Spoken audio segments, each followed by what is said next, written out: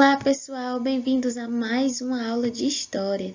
E na aula de hoje nós vamos iniciar um novo conteúdo. Nós vamos iniciar falando sobre herança cultural. Na aula de hoje nós vamos aí aprender um pouco sobre o tempo. Bom, o tempo e os seres humanos sempre tiveram aí uma ligação bem intrínseca, ou seja, nós sempre tivemos ligados ao tempo. Isso é perceptível no nosso dia a dia. Por exemplo, a percepção do tempo, ela organiza o nosso dia a dia. Mesmo sem relógio ou calendários, nós podemos ser capazes de perceber que depois do dia, obviamente, vem a noite. Nós também somos capazes de perceber as mudanças da fase da lua, os ciclos de plantio e de colheita, ou seja, quando é no tempo de colher, quando é o tempo de plantar. As estações do ano, ou seja, quando é verão, quando é inverno, ou quando é outono para as outras regiões que não aqui no Nordeste. E também conseguimos aí observar as fases de crescimento do ser humano, por exemplo, o bebê nasce, vira criança, provavelmente depois vai virar adulto e possivelmente depois vira velhinho, né, gente? Ou seja, isso é uma passagem de tempo, leva tempo para esse processo acontecer. E nós somos capazes de observar isso, né? De ver isso pela observância.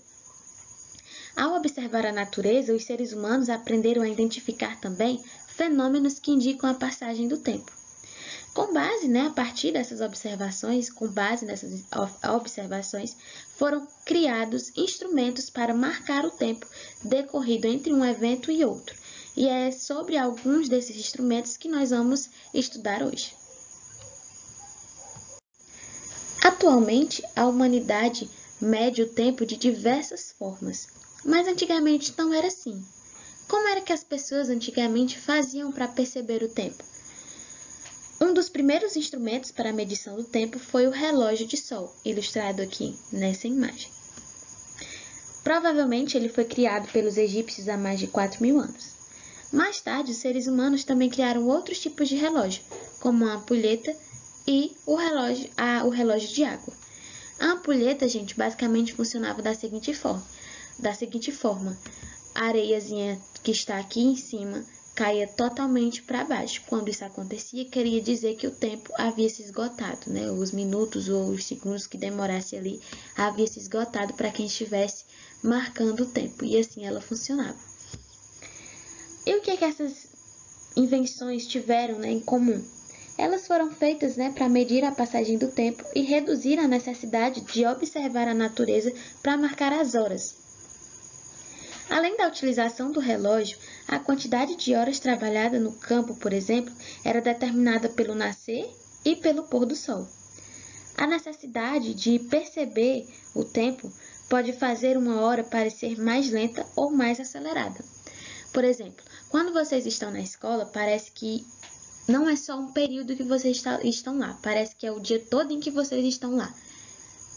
Por quê? Porque para vocês é um pouco mais monótono estar na sala de aula e por isso vocês acabam percebendo o tempo de uma forma mais devagar.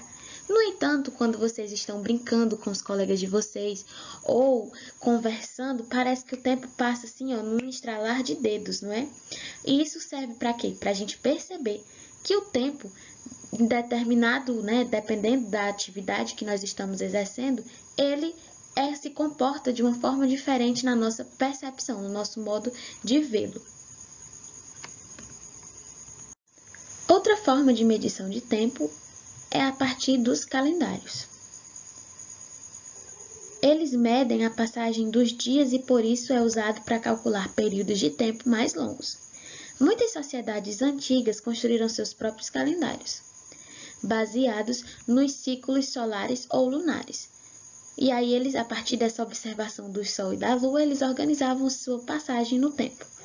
Alguns desses povos também observavam os astros, Ou seja, todas as coisas que ficam lá no céu, como uma forma de perceber outros ciclos temporais, como as estações do ano. E assim nasceu a astronomia, que é uma ciência que estuda os corpos celestes no espaço e no tempo. Bom, pessoal, um exemplo disso, são os sumérios, que viveram ali na Mesopotâmia e criaram seu sistema de medição do tempo, que era dividido em 12 meses a partir daí dos ciclos da Lua, ou seja, dos ciclos lunares. Os egípcios também desenvolveram seu primeiro calendário solar, que é esse aqui que eu estou circulando, há cerca de 5.000 anos.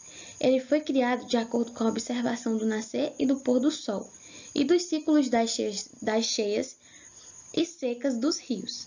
Para os egípcios, que dependiam muito da água do rio Nilo para produzir os alimentos, era muito importante saber o momento certo de preparar o solo e fazer o plantio, plantar, e também a melhor época para colher. Desenvolver um calendário com o qual era possível entender os ciclos da natureza permitiu que os egípcios controlassem a produção de grãos e de frutas. Os povos que viviam no continente americano, gente, uma curiosidade, pro lado de cá, também elaboraram seus calendários. Entre eles, os maias, que criaram um calendário fundamentado nas fases da lua bastante preciso. Uma curiosidade, gente, para os maias, um ano equivalia a 18 meses. Se a gente já acha um ano comprido só com 12 meses, imagina 18, né?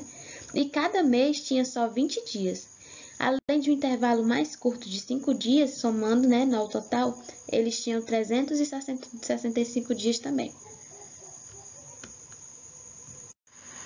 Algumas aulas passadas, gente, nós falamos sobre os iorubás. Esse povo africano, ele também foi trazido aqui para o Brasil durante o período da escravidão. Eles acabaram tendo que ser obrigados a adotar o calendário europeu. Os iorubás, eles reconheciam os ciclos lunares. No entanto, eles davam pouca importância para eles, já que eles dividiam a semana em 4 dias. Cada um desses dias era dedicado a uma divindade. Além disso, marcavam a passagem do ano pela repetição das estações. As fases agrícolas, gente, e as estações do ano também serviam de marco para as festas religiosas. Os eventos reconhecidos por toda a comunidade, como o nascer do sol, o entardecer e o cantar do galo, marcavam aí a duração dos períodos do dia. E os indígenas, pessoal? Muitos povos indígenas que vivem atualmente aqui no Brasil também utilizam a observação e o modo como se relacionam com a natureza para marcar a passagem do tempo. O calendário que você vê nesta foto aqui, ele foi feito por Tiayu Suyá, do povo Suyá. Esse calendário, ele tem formato circular, tá vendo aqui, gente? E não mostra os dias nem as horas, nem semanas, nem nada do tipo. Ele é dividido em 12 partes, que representam os meses do ano. Em cada uma dessas partes, há um desenho. Em alguns meses, os desenhos mostram fenômenos da natureza, como o período da cheia, dos rios, por exemplo, Já em outros meses, os desenhos mostram as atividades relacionadas ao trabalho, como a pesca em abril. Aqui, gente, em abril aqui, representado aí a pesca. Ou também o plantio em setembro, gente. Cadê o mês de setembro? Setembro, aqui, Aqui é representando aí o plantio. A colheita em janeiro, aqui, Tá vendo? Eles plantam em setembro para colherem em janeiro. E também outras coisas, Aí a gente vê que essa colheita também se estende para fevereiro, março, Esse desenho, ele pode representar também um evento importante que acontece na aldeia. Por exemplo, em agosto aqui, cadê agosto, gente? Vamos encontrar agosto. Achei. Em agosto, nós vemos aqui nesse desenho que tem uma fogueira e também um tronco enfeitado aqui, gente, Tá vendo? O que isso representa? Significa que nesse mês os Suyá, eles realizam o Quarupi, que é um ritual em homenagem aos mortos. A gente percebeu na aula de hoje que a nossa relação com o tempo, ela já vem de muito tempo atrás, Chega a ser um eufemismo dizer isso, mas enfim. E também a gente percebeu que nós não nossa relação com o tempo também não se restringe apenas à nossa cultura, mas a diversas outras culturas, como na indígena, na africana, nos sumérios, nos egípcios. E essa relação, gente, com o tempo sempre vai estar presente na nossa vida, porque nós sempre estamos dependentes, assim, interligados com o tempo. Eu espero que a aula de hoje tenha sido proveitosa para vocês. Até a próxima aula. Bye, bye!